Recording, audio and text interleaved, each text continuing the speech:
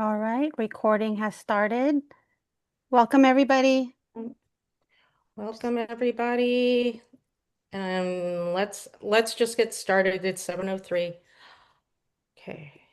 Thank you so much again for joining us. Let's welcome Board of Education Commissioner Supryia Ray. And you have the floor. Hi, everyone. Thank you so much for joining tonight. I really appreciate it. Some of you already know me, some of you don't. I'm pleased that everybody's here and hope you can take some information away from this and also let me know what you think so that we can better understand as a board and as a district what folks' thoughts are about the restoration of algebra in SFUSD. So I just want to briefly give you a little bit of background, both about myself and about what's been going on with algebra. I'm a parent of 2 kids in SFUSD. I have had many career hats in my life, ranging from being a lawyer and an advocate to a writer and a teacher. I actually mostly taught adults, but also some high school students in basic skills such as reading and writing and English as a second language. So personally, in school, I took algebra in 7th grade. And I was, very much on a path of taking challenging math courses, even though I did not ultimately go into math. I went to AP Calculus and even beyond AP Calculus because of the opportunities that my schools provided. And I am deeply, deeply appreciative of those opportunities. So I want to make sure that other kids have them. In terms of like my history in SFUSD, I'm a board member now, but my son, who is now a junior at Lowell, started in 2014 in kindergarten. And my daughter, who is now a 7th grader at AP Giannini, started a few years later. So I have been in the district for more than 10 years now.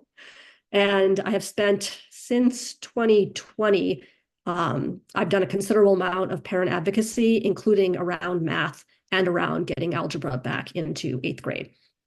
So I'm going to start, by request tonight with a bit of background about essentially what has happened in the past with algebra and SFUSD and how we got to the point that we are now. I'm going to try to keep that relatively short so that we can save the bulk of the time for questions and answers and for sharing so that I can actually hear what folks think. It's a super important part of my role as a board member and as a parent myself. I know how important it is to be engaged and to listen to folks. I have felt shut out plenty before I came to the board and feeling like your voice didn't matter, my voice didn't matter. And I want to make sure that we are making it very clear that parents' voices do matter, that community voices do matter, and that our students' voices and outcomes do matter in our district.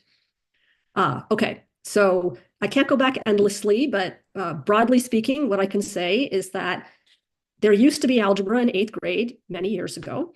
And in fact, everybody used to be required to take it, at least within the last 20 years or so. In 2014, there was a board vote to remove algebra from middle school, essentially to ban it until 9th grade. That was, I'm sorry to say, a unanimous board vote to do that. And it occurred despite student and parent opposition. And it occurred on the basis that concerns about tracking, even though algebra was offered to everybody, but also people were citing the achievement gap.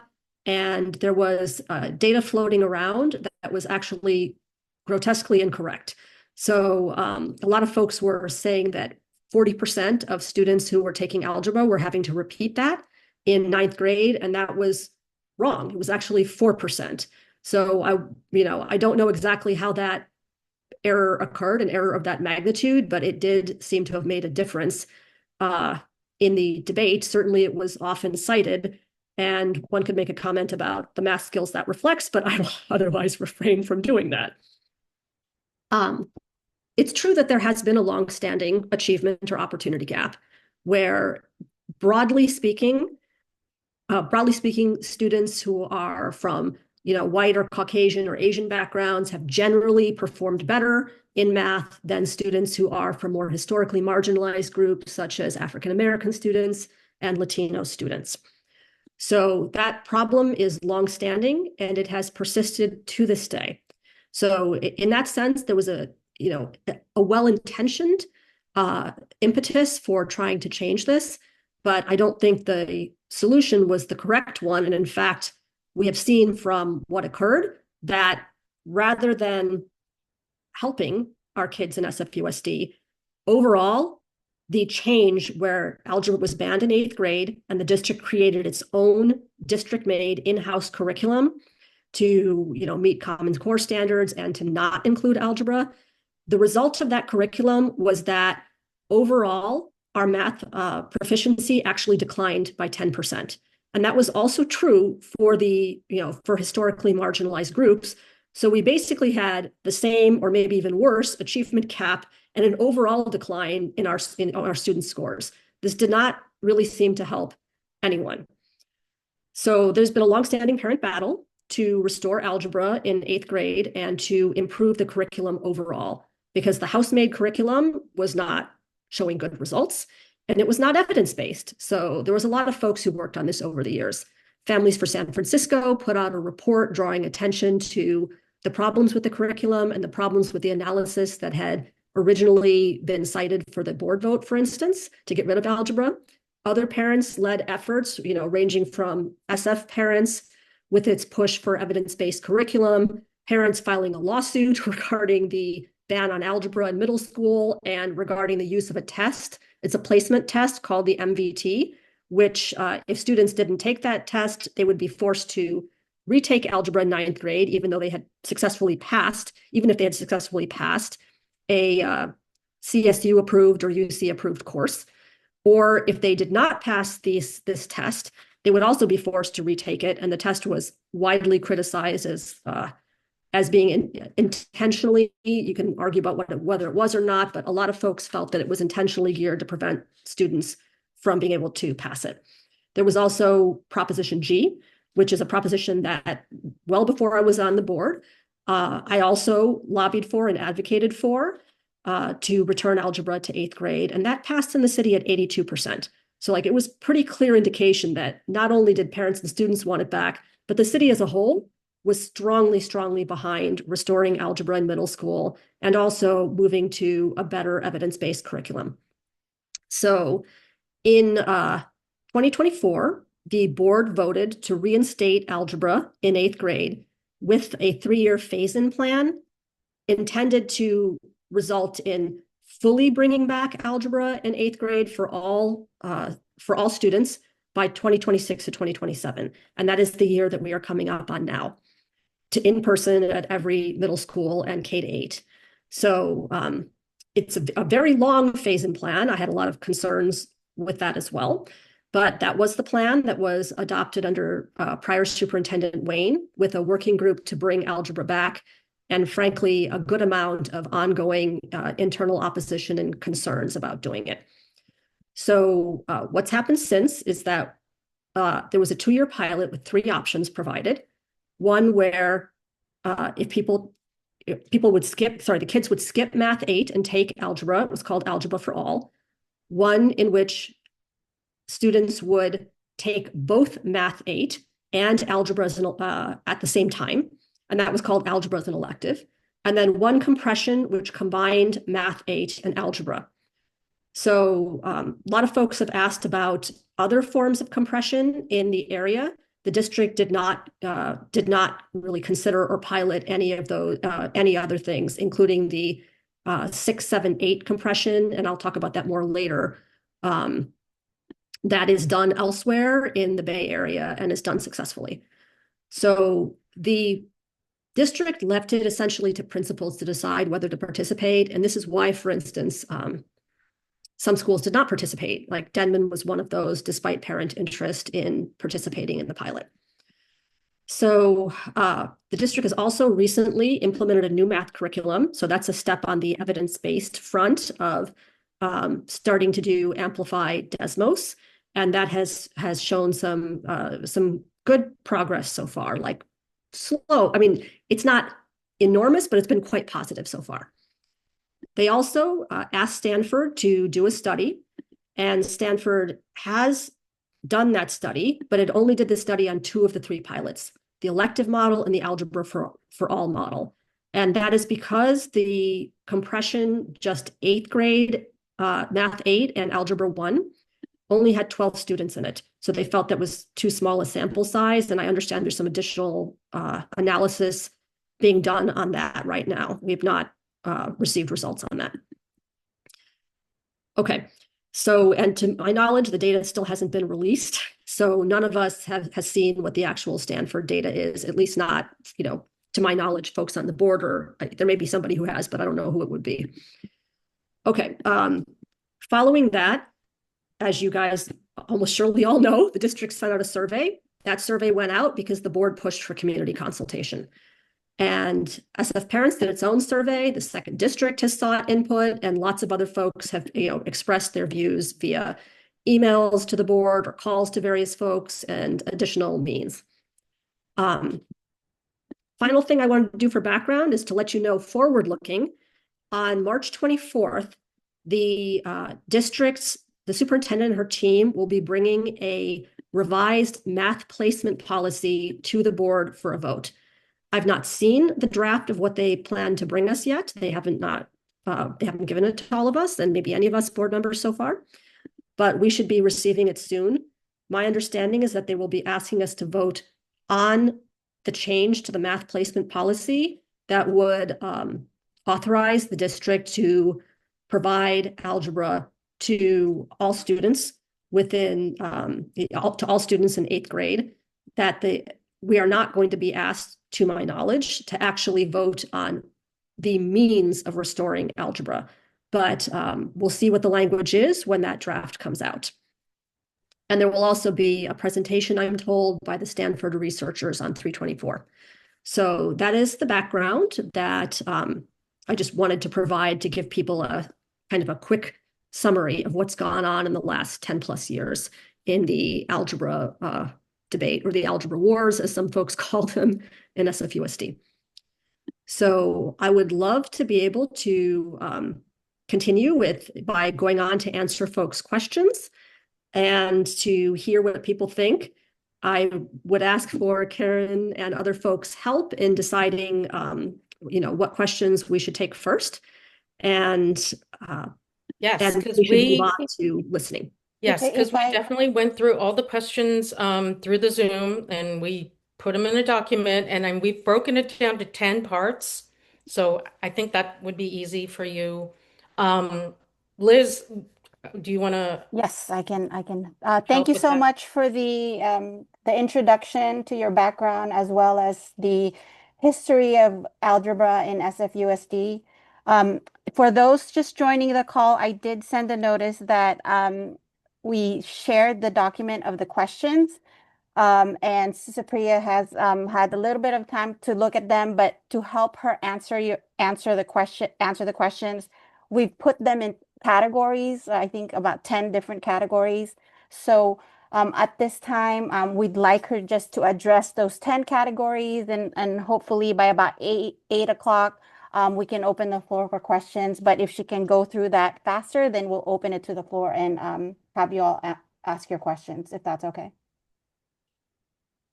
If folks have views, please do express them, whether it's in the chat or otherwise, whatever works best. Okay, well, we can start with the first thing, access to Algebra 1 in 8th grade. Okay, can you give me a little bit of context about the angles for that question? Let's see. One question was, how do other districts offer Algebra 1 to 8th graders without taking 2 math classes? And why can't we do the same thing? This is actually a good time for us to talk about the compression model that I alluded to earlier, involving Math 6, 7th, and 8th. So there are other districts that successfully offer Algebra 1 in 8th grade as a standalone class by compressing what's called Math 6, Math 7, and Math 8 into 2 years. So my understanding is that the common model for that is to offer Math 6 plus half of Math 7 in 6th grade, half of Math 7 plus Math 8 in 7th grade, and then you get to algebra by 8th grade. That is actually the model that I had advocated for as a parent before I came to the board, because it certainly appears to be a tried and true model within our within our own area. Like it's done by school districts. For example, in the South Bay, I believe Palo Alto does it as well still. And it shows success. It's also in line with the Common Core, which is and the standards that we have under California state law. So following a model that is already used elsewhere is something that would help us reduce reduce the amount of friction involved in changing anything. I don't feel like we've had a good track record as a district in reinventing the wheel. For example, our homegrown math curriculum showed poor results, like resulted in worse scores than we had seen beforehand. So I generally favor, as much as possible, not kind of spending our time and effort coming up with all kinds of new things. I would rather do things that other people are doing successfully. And we may need to adapt that in some way, of course. For instance, we have recently adopted Amplified Desmos math, but my understanding is that Amplified Desmos also does have algebra. It does include algebra curriculum. So that should also help us, like rather than just reinventing the wheel every time we start something. There are other ways to do this, but that is a common way. Folks have also suggested, just skipping Math 8. This is like, people disagree on this, but a lot of folks say that Math 6th, 7th, and 8th have essentially, that material has been divided into 3 years and could easily be done in 2 years. So some folks basically take the view that it's better to have it stretched out, and some folks take the view that it's better to actually have it compressed. So, where you fall on that is, a matter of opinion. And if we have studies on this, that would be good to know as well. But there certainly is a way to do it that is done elsewhere. And frankly, compared to many countries around the world, even the compression that those districts do, the 6, 7, and 8, is much less than what folks are learning in other countries. It is kind of staggering to me how slow we are to move kids along in math and what we challenge them with compared to folks from elsewhere. Thank you so much for that. For those that are just joining, Ms. Ray had commented on the compression acceleration pathway. One of the other, I think the third area, and you also talked a little about the access. The third area is about scheduling an elective. Folks were asking, how does this affect their elective? How does this affect 6th and 7th period? A few questions came specifically to their schools, but in general, I think people just would like to know what's the likelihood of middle schools being able to keep the 7th period block. Okay. So the superintendent and her team have been obtaining community feedback on the 6th and 7th period day issue, consulting with principals and so forth. And my understanding is that they are currently planning to allow schools flexibility around this. So I believe the schools with 6 and 7 period days will be able to stick with that. But this has been changing over time. So please keep that in mind, that what I know now may not be, in fact, what ends up being the case, but I'm communicating the latest information that I have. I believe there will be some flexibility around that in terms of letting schools stay with 7 or 6 if they want to. That said, there is an expectation that schools will offer 220 minutes of math per week. That is the memo that was sent out to principals previously and that the board was provided with. And I want to say 220 minutes of math per week is not that much. We have a number of schools now that I believe the minimum is 205. And there are, I think schools that are even lower than 205 minutes per week. The state recommends, or at least prior versions of the California Math Framework recommended a minimum of 50 to 60 minutes per day. So that is in the realm of 250 to 300 minutes per week for math, plus an additional 30 minutes per day for students who are having difficulty for whatever reason. So our current minimum is far, far below that recommendation. And even moving to 220 minutes per week will be far, far below that recommendation. The school district does plan to, the goal is to move to 250, which would be at the low end of the California recommendation. Would certainly be better than what we have now. But how long that will take to phase in, I don't know. It does involve changing schedules in various ways, and I understand that is certainly work. It's not easy just to change the schedule, but as we do with everything, we have to adapt and change in order to promote the best student outcomes. That's what a school district is for. So like it will, it may be difficult, but it is work that is well worth undertaking. More specifically to the 6 and 7 period day and algebra. Right now, schools, if they're allowed to keep a 7 period day, I think those schools typically have 2 electives. And so one of those would be algebra, and the other one would presumably be an elective of choice, aside from algebra.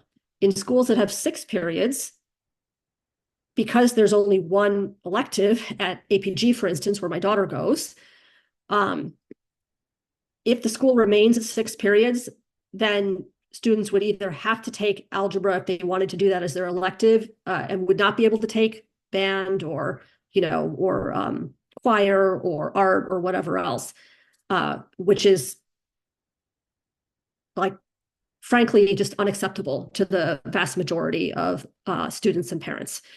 So the feedback I've gotten from all fronts has been overwhelming on this. If schools with 6 period days add a 0 period, that would provide some wiggle room and make it possible for students to take some other elective. But adding a 0 period, of course, would be earlier in the day, and whether parents and students would be willing to do that is something that I would certainly like to have seen data and survey collection on. And the district survey does not address that. So if they do have a 0 period, then there is some option to take another elective, again, providing that you are willing to go earlier to school. Since you noted data and evidence, I'm going to skip the area of district policy and decision making under the 10 items that we're going through and go right into the research and data. Folks were asking something about giving us a little bit more information on the Stanford study. When will it be available? Who decided on it? Demographic data regarding the study. Okay. So I have asked about the Stanford study. We have just been given, frankly, the same similar type of general information that the public has been given. Like, we don't have access to the data. At least I certainly have not seen it. And I have asked about when it will be released, and I've been told that it is up to the Stanford researchers on when to release their data.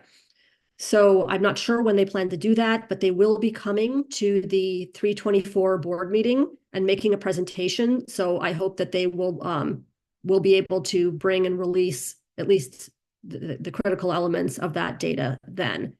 It was the district's decision to partner with Stanford to do this study. The study is very limited in the sense that it only looks at 2 of our pilots. So it doesn't, from what we've heard so far, we haven't gotten any analysis on the 3rd pilot because it was 12 students. We may learn, more about that, but we have not heard any conclusions to date on that. From the 2 that were taken up by the Stanford study, I personally have a number of concerns about that. I don't question the efforts of the researchers to conduct good research and so forth. Like, they're studying the 2 things that the district has given them, but those 2 things are not anywhere near the universe of options and don't include, for example, one of the most obvious things that we could do, the 6, 7, 8 compression model that I was talking about before, and that other school districts do. So it's left out things that I would have liked to have seen compared. So I think that's just a fundamental problem, and that's not on the Stanford researchers. That's on what the district gave them to look at, right?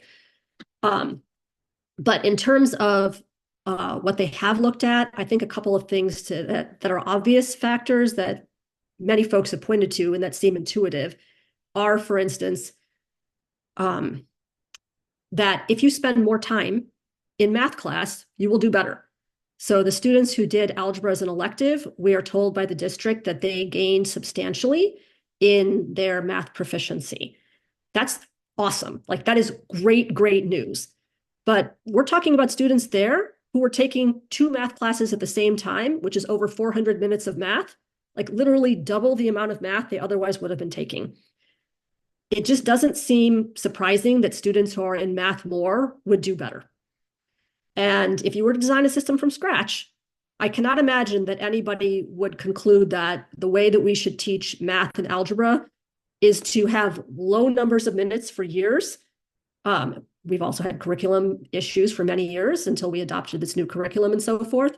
And that the way we should fix this problem is by requiring people to double up in 8th grade. That's just not what anyone would choose to do. We would choose to design a math curriculum in a way that led students to be able to take algebra in a reasonable fashion, like just like every other course. So the second thing is there is a certain amount of concern I've heard expressed around selection bias, including from some math teachers I've talked to. That concern is that the kids who did take Algebra 1 as an elective were the students who either the students or their families were sufficiently invested in math and algebra that they were willing to give up an elective. So those were likely to be more motivated students and families. And whether this would have the same impact on, students who didn't want to give up the elective remains, that's a different question. So selection bias concerns, among other things. But I want to say, like, the fact that it shows that the dual math classes increase scores a great deal is good news. I just think we can likely reach that without forcing students to take 2 math classes to do it. We should be offering an appropriate number of minutes in math. That's something that I've been talking about since before I came to the board. Like, we need to fix our curriculum so we offer core courses with enough time to do them. And we need to offer practice opportunities. Our own data, audit, walkthrough type results of like walking through classrooms, whether it's third parties looking at that or whether it's our internal folks looking at that, has shown a very low rate of practice time in class. So, like, for instance, a recent progress monitoring report came back, and out of all the classrooms observed, only 30% of the classrooms had an opportunity to actually practice the skill being taught. I really wish that we could just pour knowledge into people's heads, but that is not how kids or adults learn things. You actually have to work at it and practice it and try it. It's not like osmosis to gain knowledge and skill. So if 70% of our classrooms aren't getting a chance to practice, and if you add on top of that the lack of homework, because in many cases, not all, some schools, some teachers do provide homework, but many do not. You can literally have a situation where kids get little to no practice time and they don't have very much math instruction time. It's unsurprising in that environment that you would end up with low proficiency. So you talk a little bit already about the student placement and readiness. Folks are also asking, with the 2 choices that we were given on the survey, can you speak a little bit about the resources and staffing and the funding? Is the district, if you're aware, will they be adding more teachers? How are they supposed to support both Math 8 and Algebra if that becomes an elective? So the district, the superintendent and her staff have been meeting with principals to talk through how to offer this at various schools. So and they have met with or tried to work out some type of plan to figure out how to do it at all of our middle schools and K-8s. That process is not finished with all of the schools. It's still underway. And this question of whether or not to add 0 periods for 6-period days is also still not settled as to who will and will not be doing that. So I can't fully, I wish I could, but I feel like I can't fully answer that. So I'm sorry, I think I'm losing track of the thread of the question here. Can you repeat it to me again? So you touched a little bit about the student placement and readiness. You talked a little bit about Mhm. compression. Some of the questions that came in uh, was about the survey and the two options that were currently given. Questions like, is the district going to be adding more math teachers Okay. if Okay. algebra becomes an elective, or how are they to support both Math 8 and algebra? If you can talk to Okay. that a little bit. So we have not seen, to my knowledge, like I have not seen a specific plan on how the district would do this or how much it would be providing in resources to do it. But I would personally strongly support doing that. That goes directly to student outcomes, which is what our district should be about improving student outcomes and opportunities. In terms of teachers, I can say that most schools do have uh, folks who can teach algebra. There are some schools that don't.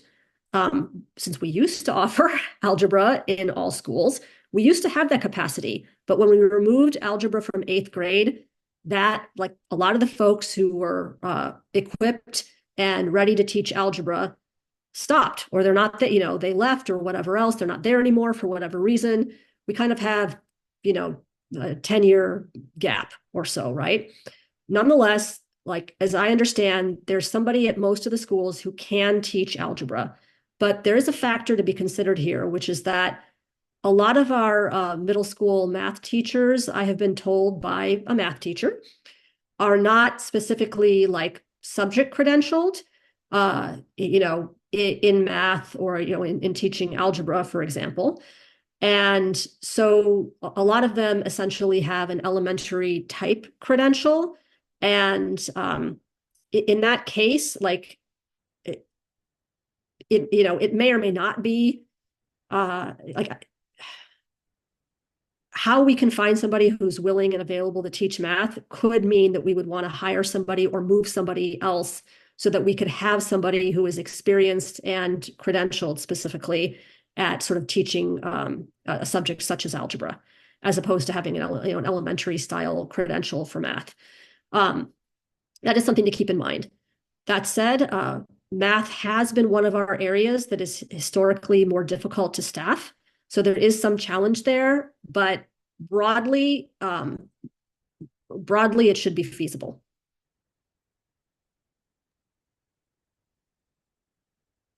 All right. I think, Karen, did you want us to just go through some of the questions? Maybe Supryia, if Yeah, you could let's take a go look through at. the chat just Okay. since they're coming through now. So let's just Mhm. go with that. Let's see. What can we do to advocate for compression model? Given the cherry pick study, it feels like a foregone conclusion that the district will only allow algebra as an elective. Okay. That is a type of question that I've heard, I think is a common question among folks who are interested in this issue. I myself have tried to do this internally, advocating for a compression model. We cannot change the past. I wish we could, but we can't. So we need to figure out what's the best thing to do from here. You absolutely can advocate for a compression model. I would love, for folks to express their views on this, and sending emails to your Board of Education members and to Superintendent Sue is a good way to advocate for what you want. You can also come to public comment at our board meetings and comment. I would like to note that I know that's very hard for a lot of people to do, that it's inconvenient, and that you're not even necessarily guaranteed to be able to speak. So I understand why folks are reluctant to do it. But when the board hears from more people, whether it is in person at a meeting or calling through Zoom into a meeting, or at least sending some type of email, that does matter. There was a huge outcry, for instance, in December over the staffing model issue. And the board did vote down the, sort of the associated fiscal stabilization plan at that time. In large part, I can't speak for every member, but in large part because folks felt that, I think as expressed by a number of us at the time, that there wasn't appropriate public engagement. Like there had been no socializing, for example, of the 6 versus 7 period day model, despite the district having had many budget-related sessions earlier in the fall. So I think it can and does make a difference. And if there is a significant number of people who indicate they want a compression model, that will help the district understand and see that that is something the community values and wants. I do think there is some openness to doing that. I'm not the only one internally who has been advocating for a compression model. And the district has not been willing to do it to date, but I think there is more openness to doing it now. So I suggest that you make your voice heard. Write and have more to come talk, and have a bunch of your friends do it too. So. Okay, if students earn a D or an F in 7th grade math, will they be allowed to take algebra in 8th? Okay, my understanding is that the district does plan to allow people to do that if they wish. There are mixed views on whether that's a good idea or not, but fundamentally, the district,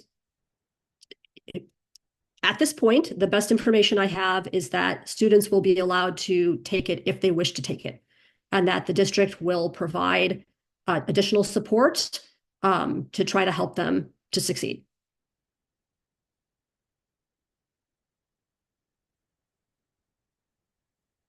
See, next question. Seems strange to have an extra math for the higher achieving students as an algebra elective. What about algebra for all with an extra math elective for students who are struggling with math to help bring them up to standard? That's actually a really interesting idea. And functionally, that is what at least one of our schools does. So Alice Fong Yu, which is a Cantonese immersion school and has a model built around that language pathway, actually has for a very long time. I don't know if it's from the outset of the school, but for a very long time, it has put everybody in 8th grade in algebra. From the time they start in kindergarten, they expect to take 8th grade in algebra, and they do not take another 8th grade math course. They take algebra in 8th grade. They also have an additional period. I believe they do it through a 0 period where they provide exactly the extra help at that time. That is what they're sort of flipping what SFUSD would do, which is to require people to do it. They just say, yes, everybody's going to take algebra. We're preparing them. And about 80% of their students are apparently prepared and do well, are able to pass algebra. And the roughly 20% or so who are struggling do that extra help. And I think it is through a 0 period. Okay.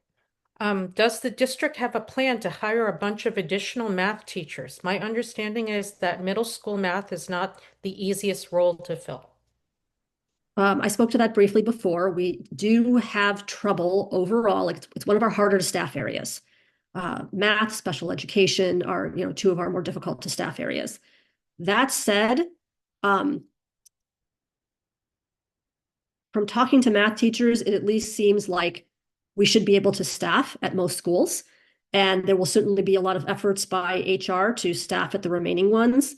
I can't promise or guarantee that, we'll be able to do that, but that is our job. And so we should absolutely try our best to do it. HR is aware of it. I have not heard of a specific plan at this point. But that is something that we would be asking about internally as well, trying to ensure that we do have somebody who could teach algebra at every school so that we could offer it as we should at every school. I don't know if that'll involve some folks in high school, like, moving to middle school or something else, but, one way or another, we should be able to figure this out. Okay. Let's see. You say math scores have improved recently. Staff presented star math scores to the board. However, the scores were not disaggregated. Why not? There is usually what's called RPA. It's like our research planning and assessment department. Usually RPA does provide disaggregated data, but it may not be the data you see at first blush. So if you look into the documents, they usually have a link somewhere to the disaggregated information. It just may not be super obvious. Like it may not be the main thing you see on a slide or the main thing that you see in a report.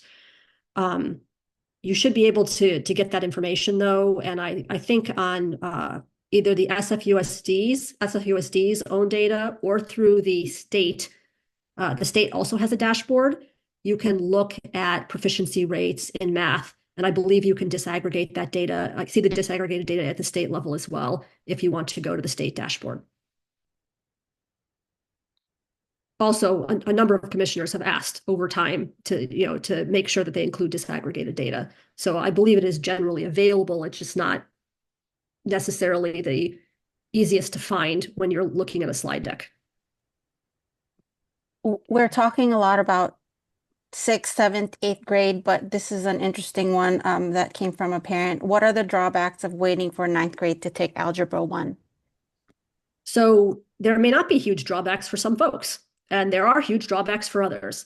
One of the main concerns for people who are worried about this is that, particularly if they are oriented toward a STEM career, and they really like, for me, for instance, I was not oriented toward a STEM career. I still took a lot of advanced math because I understood it as something that was really important to getting into college and helping me improve my chances of doing that. Also to get scholarships, because that was a very significant factor for me coming from a very challenging background. So being able to show real strength as a student is part of what got me the opportunities that I had. If you want to do something in the STEM field, you typically need to take calculus. And unless you're going to double up in math in high school instead, or say take a math course over the summer or something like that, you can't get to calculus unless you take algebra in 8th grade in the normal sequence. So I don't think most kids want to take multiple math classes per year. So the path that makes most sense is to take algebra in 8th grade and then to go on with, you also take algebra 2, geometry, pre-calculus, and calculus. So like for me, for instance, I was able to spend a year beyond calculus because of how much my schools offered. And like I am, like I said, tremendously grateful for having those types of opportunities. Thank you so much. Let's see, Karen, which one would you like to? I don't know, maybe Nellie, do you want to just come on?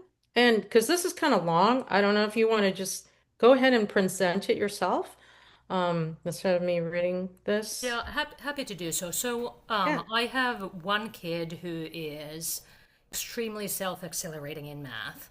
So looking at what his path is going to be like, I'd like to know what additional optionality there may be beyond eventually now introducing Algebra 1 in 8th grade. So right now, it doesn't seem like, unlike many of the private schools and many of the other Bay Area school districts, there is an option for a kid to take, let's say, Algebra 1 in 7th and geometry in 8th grade. And if an SFUSD student would like to accelerate, they would need to find a third-party provider. Yes. That is approved to do so. So one of the things that happened when the problematic MVT test was done away with was that now students cannot take just about any course out there and then demonstrate their knowledge of algebra and geometry to then be able to take either geometry or algebra 2 as freshmen in an SFUSD high school. So they need to select one of the approved providers, and it seems like right now there are only options online for SFUSD students, and those options do not seem to have received particularly good parent feedback. So my question is, if right now we're not considering potentially adding extra acceleration opportunities within SFUSD, would it be at least possible to add some third-party providers to the mix, such that SFUSD students could still accelerate with some in-person, high-quality options similar to what their private school peers are currently doing? Does that make sense? Yes, more or less. I'll try to answer that as best I can. I do not know of any specific ways to do the type of sequence that I was able to do within SFUSD. However, if you take a CSU or a UC approved course and, you know, get an appropriate grade in that class, SFUSD can and should accept that course. Now, I understand that's outside, it's online, that's generally what you have to do. However, we do have some dual enrollment options with CCSF. I don't know whether those dual enrollment options include advanced math courses, but that is something that I could check into. And if students are able to dually enroll at CCSF, the community college, city college, basically, right? You would be able to get college credit for those courses as well. And that may be an avenue through which it could be done within SFUSD. I just don't know the extent to which that is done or permitted. But I pretty much favor anything that gives our kids more opportunities, and anyone who wants to challenge themselves should be able to do so. So, I mean, that's something I can ask about, whether there are ways that students can do it without applying for and enrolling in an online outside course. I will ask about dual enrollment. That would be fantastic. Thank you. And I think, because I could be wrong about this, but I think City College allows dual enrollment for high school students in SFUSD, but currently not middle school students. So if that could potentially be expanded, that would already be a step towards allowing for some of that flexibility. And thank you for all you're doing here. Absolutely. Thank you.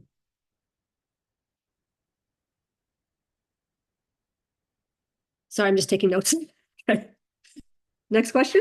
So do people want to just start? Like, if you want to raise your hand or just kind of jump, like, let me know, unmute yourself, and then we can, you can ask Supryia your question yourself.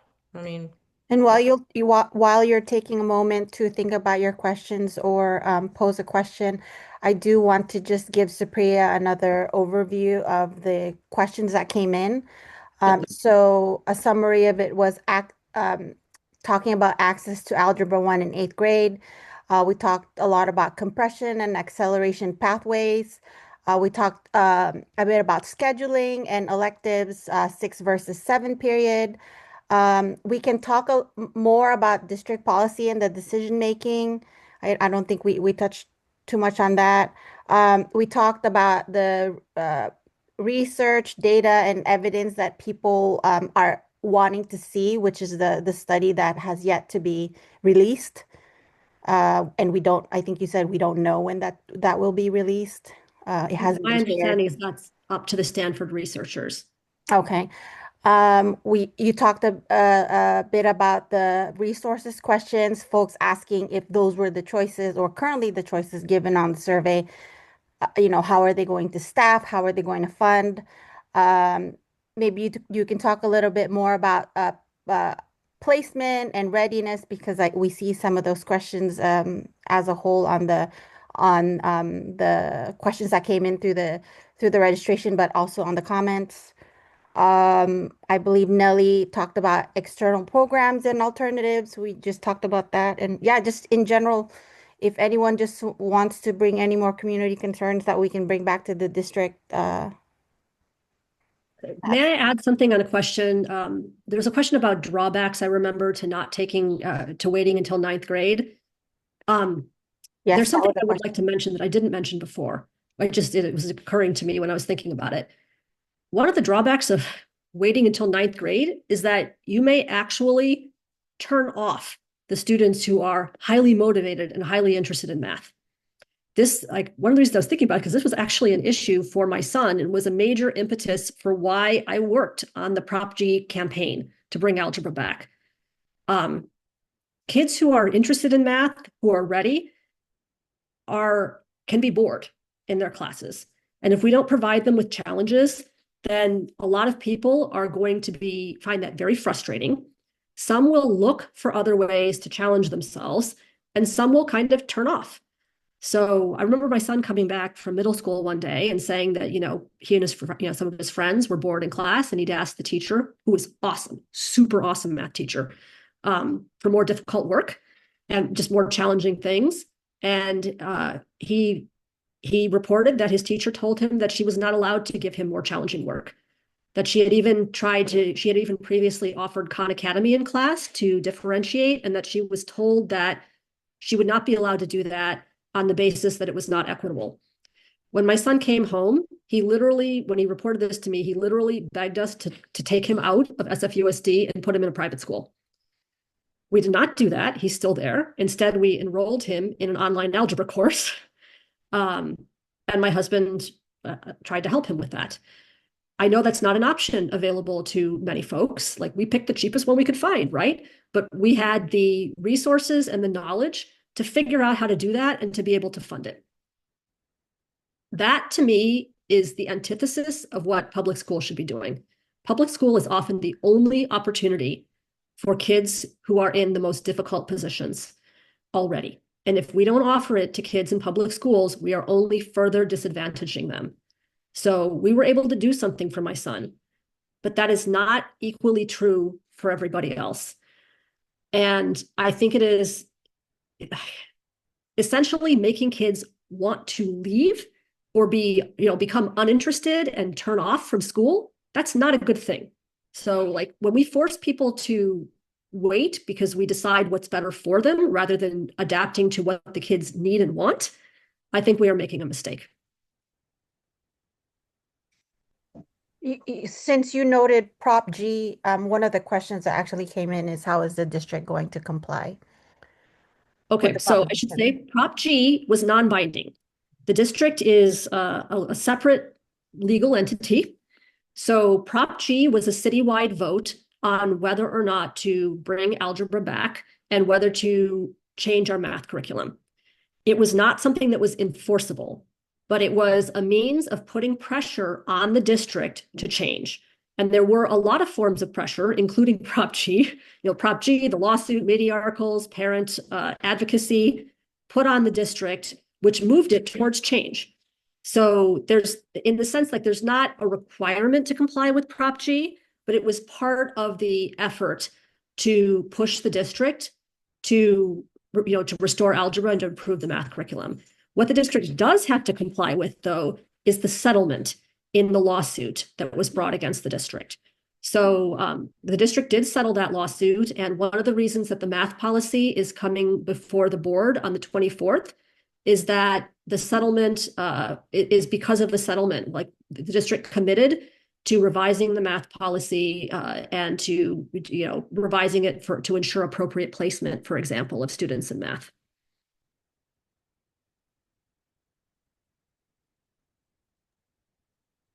Just admitting a few more folks, just a moment. Sure, no problem. I'm just waiting for folks to let me know what question is next.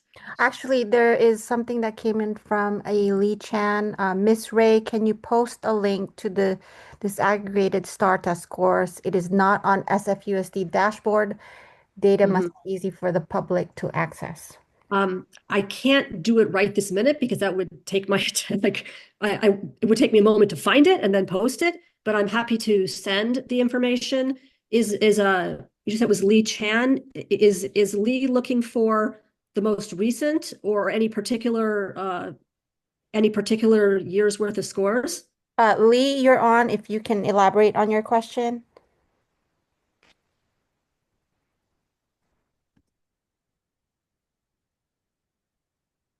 I don't know if they're okay. Most recent. I'm happy to send that information to you, Liz, or to Karen after the meeting, and it can be shared out perhaps that way. Unless somebody else has the access to it and can put it in the chat right now. So, yeah, but sounds I good. can't easily do it no myself problem. right now. Yeah. Okay. What we can do is summarize the question and answer from the notes today and then share that along with the most recent report. Sure. Let's see. We condensed the questions to 10. I mean, there were 40 or 50, maybe 40 plus questions, but and we're just trying to get through all the comments here. If any, it's about 8 o'clock. Our goal was to have Miss Ray go through her background, go through the history of algebra, talk through some of the questions, but we also wanted you to have the opportunity to just ask a little bit more. So it's about 8. That's about the time we said we would just, or we can just go through. Karen, maybe we can go back and look through what we haven't answered from the chat. Absolutely. I would love to hear from folks. I think it's critical that we are transparent and establish trust. And one of the main ways to do that, and that we reflect what our community wants. So I welcome anytime people sharing their opinions, whatever they may be, ideas, suggestions, critiques, all those things are welcome because we do need to be listening to folks and doing the best we can for our families and students. So please, feel free to share. And if I'm looking away, it's because I'm taking notes in order to actually be able to kind of have a sense of what the feedback was and what people are thinking about. And then I share that whenever relevant and appropriate with the district. Let's see. Just going back through questions. Here's a suggestion from Courtney Helland. Actually, a fellow parent from Denman. She noted, I would like to see math 6 through 8 compressed into 6 through 7, so all the topics are covered and every student could be prepared for algebra in 8th grade. We could then have a separate pre-algebra / math 8 available for kids who aren't ready in 8th grade. We should start this new curriculum for next year's 6th graders. Next year's 8th graders and 7th graders could do the math as elective option as a transition. Not a great solution, but I feel it's important to not simply skip math 8 content, was her comment. Okay, I've tried to note that down, but if you can also, if that's in writing and you can send it to me, that would be helpful too. We can do that. Terrific. And thank you, Courtney. Oh, I'd like to speak to something briefly that this question is reminding me of this, which is, I'm sorry, just give me one moment. While she is, let me look through, listen.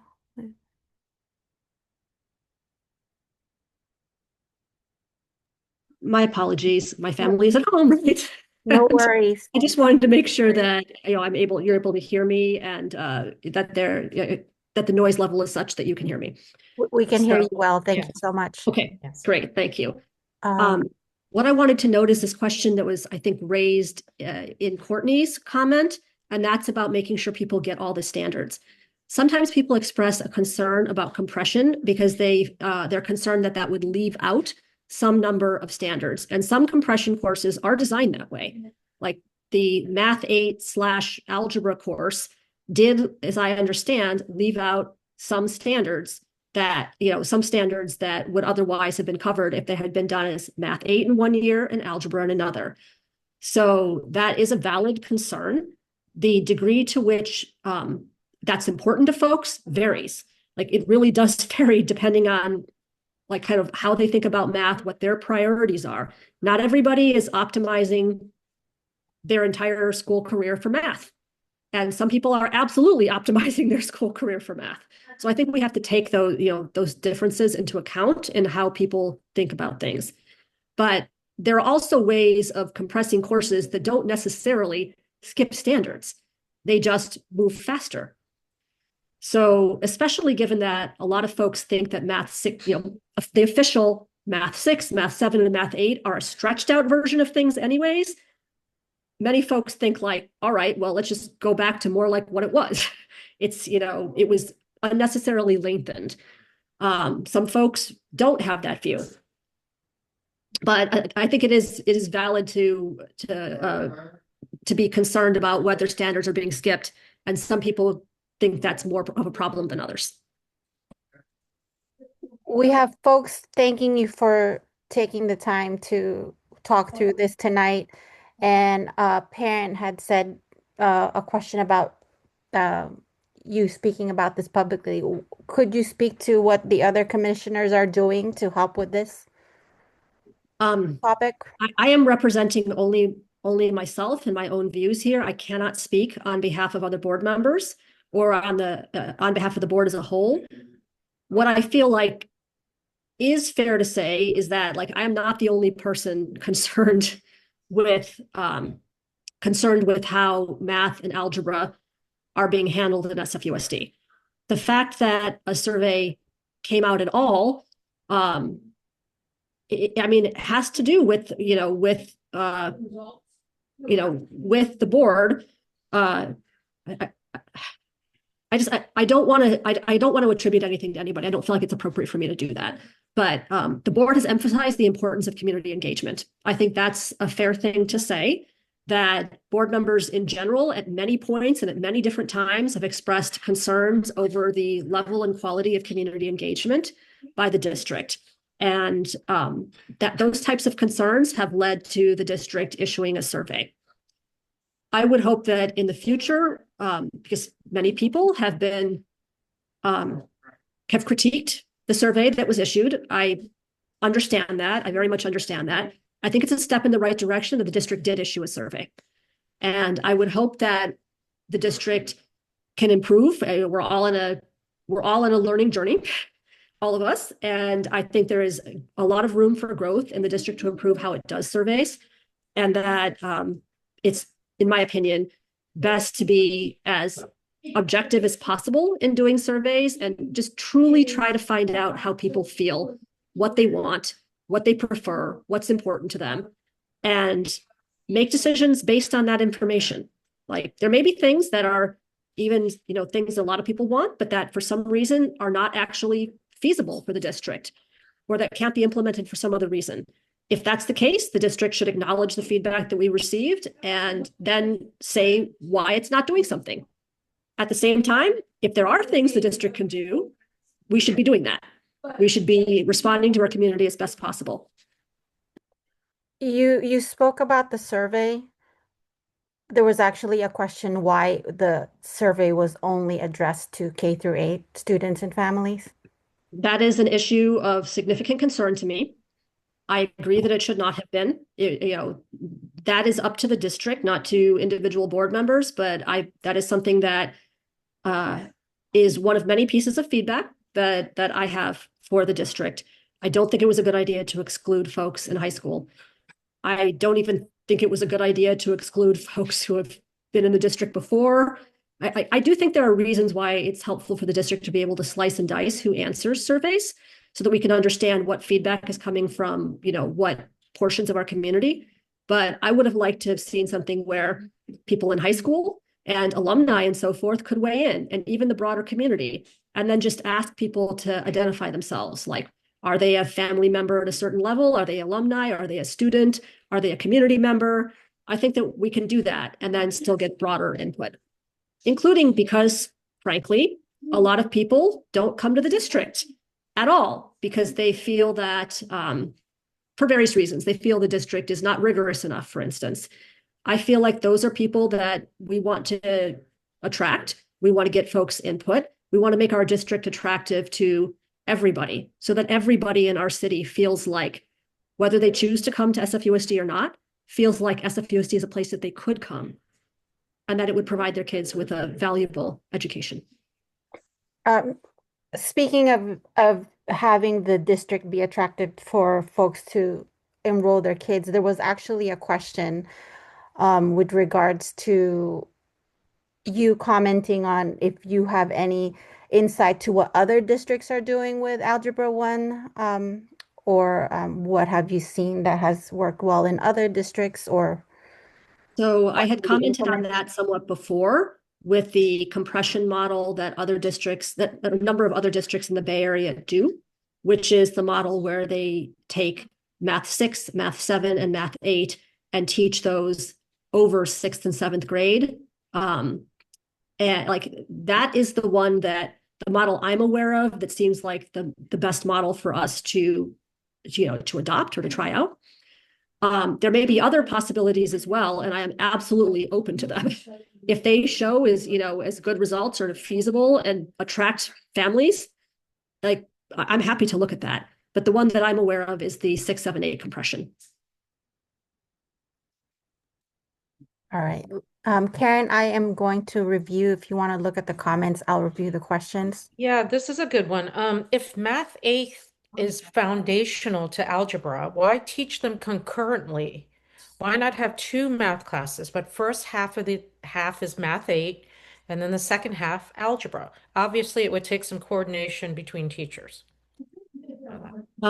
You could do that. Like we did have a Math 8 algebra compression course, but that was the one that was only at rooftop and only taken by 12 students. And so it was not in any of the Stanford analysis that's been presented to us too far because it was considered to be too small a sample size. I would actually really like to know what happened there, even though it's small. And I understand there is some type of additional analysis being undertaken with regard to that, but I do understand the problem with the sample size issue. I don't know exactly how they combined Math 8 and algebra. I'm not sure whether it was by dropping certain standards or trying to, compress things in a different fashion. This particular proposal to make half of the year Math 8 and half of the year algebra would, I think if you did that, as I said, I don't know how Rooftop managed it, but you would either have to speed up a lot of Math 8 to do it, compress it into the one semester, and then speed up Algebra 2 to compress it into one semester. Or you would have to do something like make the math class a much longer period of time, which would sort of be equivalent to having two math classes anyways. I would also say that where you are, if you're teaching them concurrently, there are ways that you could teach Math 8 concurrently with algebra, is my understanding, but it does involve coordination between the teachers to sequence how the course is taught, so that if there are things in Math 8 that are foundational in algebra, you do those in Math 8 before you get to them in algebra. Requires a fair amount of coordination, I think. And like, if that is a way that people prefer to choose, I kind of feel like more power to people doing the things that they want to do if they work. I just don't want to make people take concurrent class.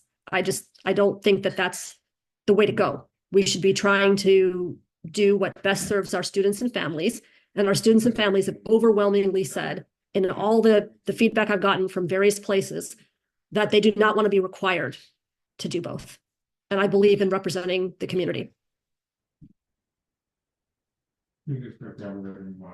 There's a comment made that in the SFUSD call that recently happened, something to the effect of algebra for all models simply skip Math 8 content. Can you talk about that? So my understanding is that that is how that model was done, that students took Math 6, Math 7, and then algebra for all. And one of the interesting things about that is that even by skipping Math 8, the Stanford study, and again, I'm basing this on what we've been told about the conclusions. We don't act like I haven't been shown the data or the Stanford study itself, but the district has told us that there was not a notable increase or decrease in student scores from just taking algebra for all. So in that sense, that implies that there was not a problem for those students in not taking Math 8. They were okay going straight to Algebra 1. There was no big difference either way in how they scored, which somewhat, goes to this thing that some people, goes to this concept that many people have said, that Math 6th, 7th, and 8th stretched out a lot of stuff and doesn't need to be stretched out. So, because those students did not somehow do terrible or much worse. It was like, yes, they didn't show as much a gain, unlike the two classes where we've been told, a significant gain in scores. They didn't show any negative thing from it either when they did algebra for all. Yeah. So Karen, I believe we've covered a good amount of the questions that have come in, and it's about 8:15. So just for timing purposes, I just want to ask the folks that are still on the call if they want to add anything else, raise a comment that we may not have gotten to so we can Yes, address please. that? Yes. Please feel free to just, come on and tell me what you think or what you prefer. I absolutely welcome that. There is a note, gain in which scores SBAC or star or SBAC. Okay. I think that my understanding, well, is this for the Stanford study or is this for SFUSD data in particular? Because SFUSD uses both SBAC and STAR testing. I think the Stanford study was looking at SBAC, but I'm not 100% sure of that. SFUSD data is what they're noting. Okay, so SFUSD looks at both. It looks at both SBAC and STAR scores. All right, let's see. Sounds I have a question here, maybe that you can, let's see, why are, wait a minute, I already lost it. Sorry. Oh, would seventh period be during the school day or before school? What happens to the arts program if everyone picks algebra elective?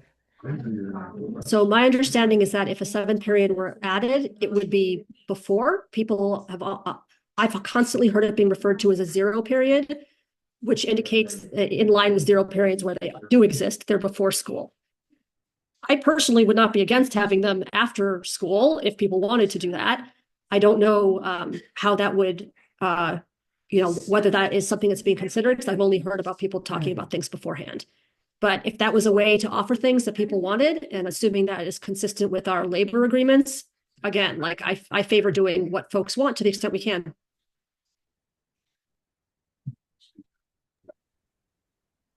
Thank you so much. So we have one new in the future, can you ask staff to show star data on SFU? Okay. So just a note again, we can make a note of that, showing the star data on the dashboard. Yeah, I'm noting it down, but having that would be terrific. And then we have a comment that said the APG principal representing Algebra for All on the recent district call said that the teachers did try to add in essential Math 8 content and that he felt that curriculum improvements happened from year 1 to year 2 of the pilot. So essentially it was a trial compression that wasn't fully fleshed out before it started.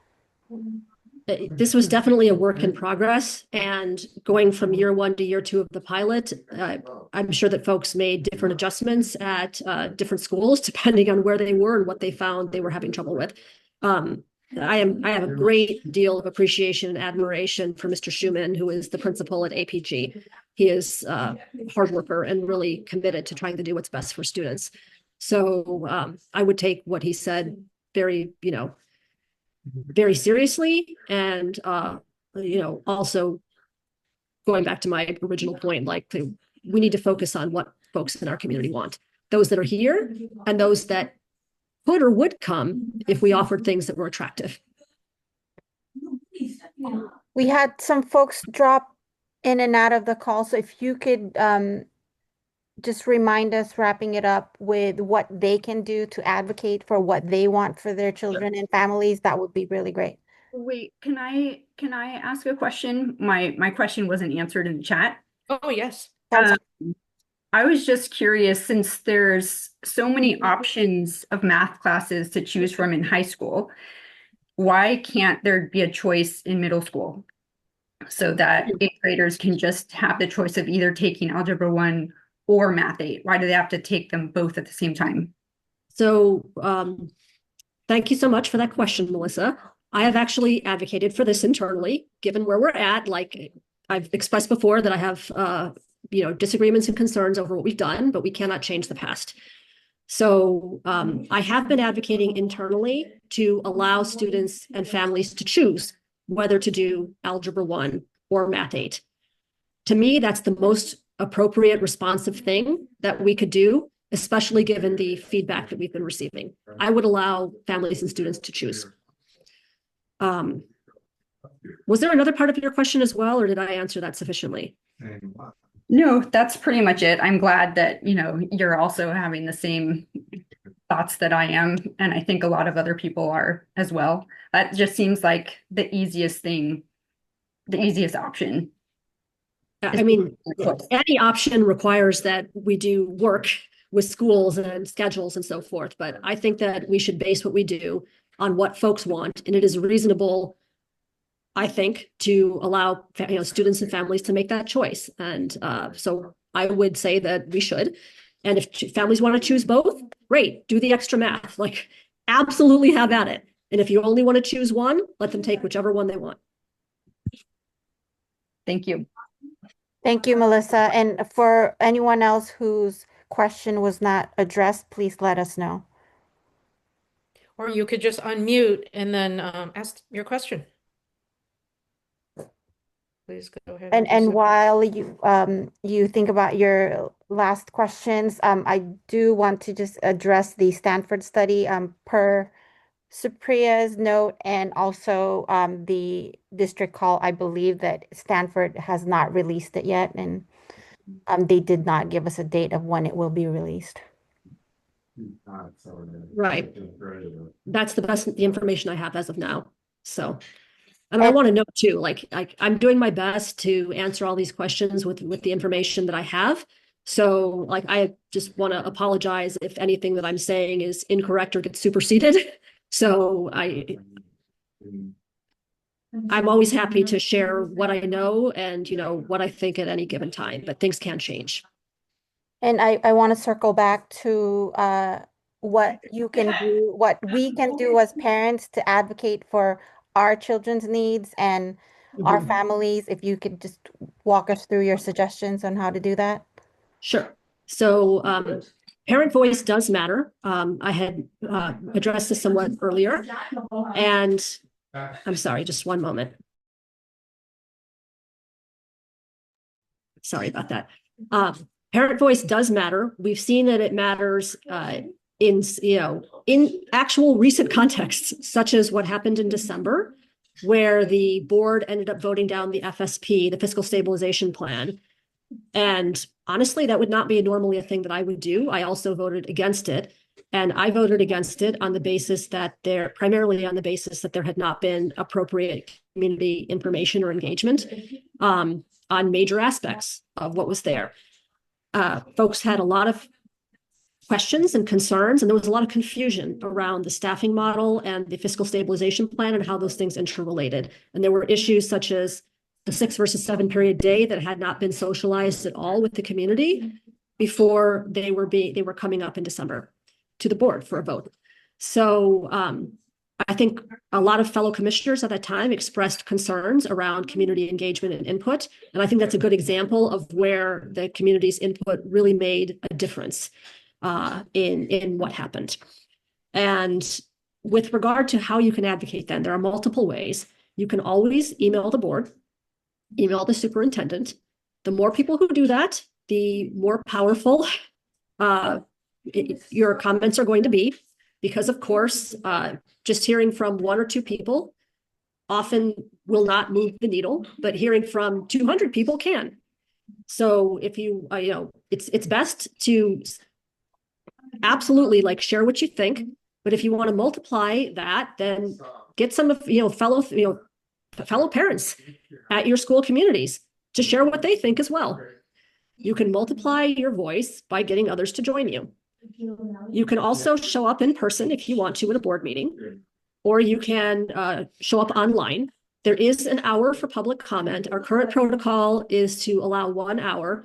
Usually we take 45 minutes of in-person comment and 15 minutes of virtual comment, but that does change from time to time. That's under Board President Kim's discretion and decision-making as to how he's going to do public comment. If you come in person, usually you can comment, but sometimes we have so many folks that not everybody can. So there is a risk there that you won't be able to comment. Same if you call online, but at least you haven't traveled all the way as well. I would strongly encourage folks to let us know what you think. The survey is now closed, or I'd ask you to do that. I was strongly encouraging folks to answer the survey, even with the understanding that many people hated it and felt that it was biased. I heard that from a lot of folks who felt that it was leaning a particular way. I understand that. And my sense was better to answer it than not, because this is the district's official vehicle. And there is a way to say what you want to say. You can use the text boxes to write what you think. So when you see surveys in the future, I don't think you need to feel constrained to only answer exactly what's being asked. If there is an opportunity, as there was here, to express your thoughts, if it's not just yes or no or check a box, you should feel free to take that opportunity to actually say what you think.